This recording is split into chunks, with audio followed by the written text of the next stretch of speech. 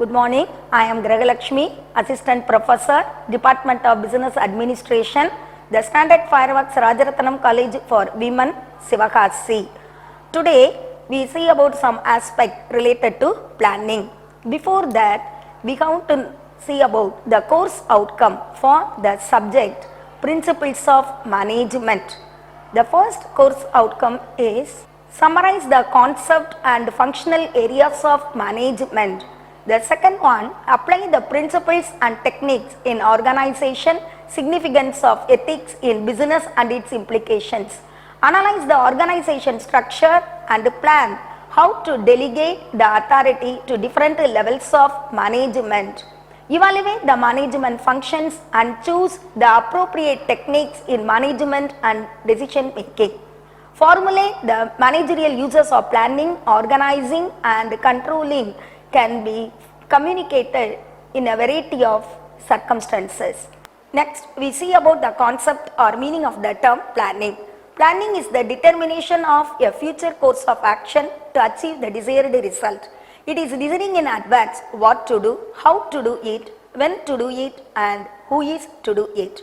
Notes and O'Donnell define the term planning as planning is an intellectual process, the conscious determination of course of action, the basing of decision on purpose, acts and considered estimates. Next, we see about the characteristics of planning. Characteristics of planning can be studied under the following headings, namely primacy, intellectual process, pervasive, continuity, precision, and finally goal-oriented. Primacy. Planning precedes other functions in the management process. It is the primary requisite before other managerial functions step in. The other managerial functions, namely organizing, staffing, directing and controlling, can be performed only after the necessary planning has been done. So, it gets primary everywhere. Intellectual process. Planning is an intellectual process of taking decisions based on the estimated future events. Managers take the necessary steps to fight against future events. So, it is a process of looking ahead. Pervasive. Planning is a pervasive activity covering the entire enterprise with all its segments and every level of management. It is equally important for large and small firms. Continuity. Planning is a never-ending activity. One plan makes another plan to be followed by a series of other plans. Again, constant changes make planning a continuous activity. Precision. The meaning, scope and nature of planning must be precise. It must pinpoint the expected results exactly. Any error in planning may lead to serious mistakes in other functions. Goal-oriented. Planning involves setting the objectives of an organization for achieving the business target well in time. Objectives can easily be achieved by a sound planning process. Next, we see about the elements of good planning. The planning function, which is the basis for other managerial functions, has to be performed at all levels of management. Top management deals with strategic plans, which are long-range plans. Middle management is concerned with the tactical administrative plans, which are medium-range plans. Lower management is concerned with operational plans, which are short-range plans. These can be arranged in a hierarchy because a higher level plan generates lower level plan. Next, we see about the benefits of planning.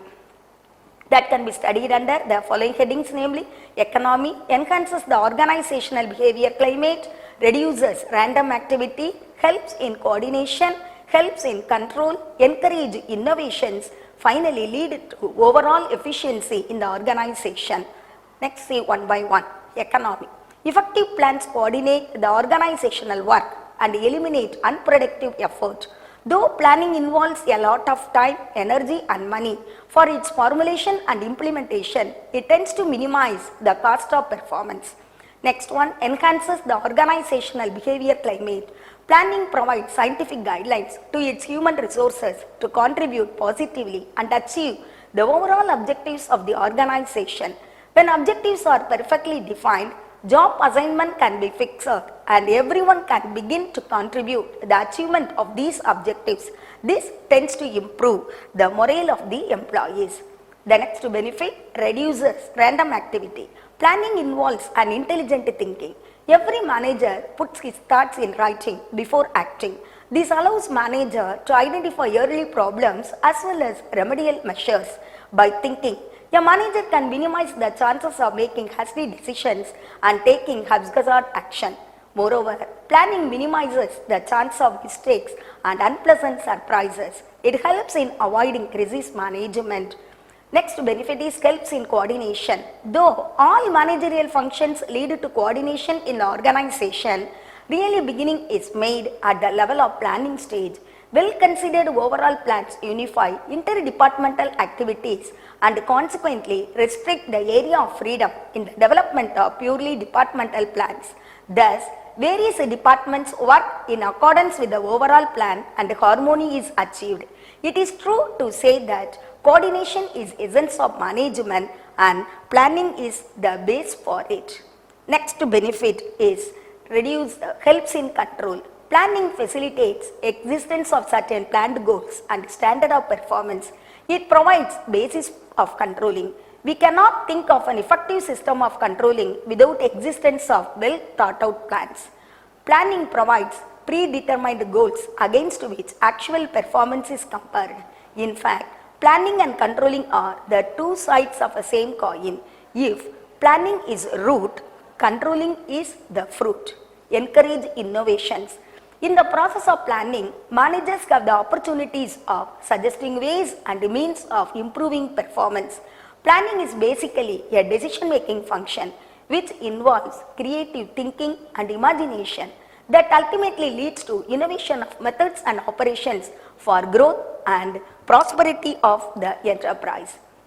The last benefit leads to overall efficiency in the organization. Planning is a key to managerial success. By proper planning, the management can utilize the available resources effectively in order to achieve the goals of the organization.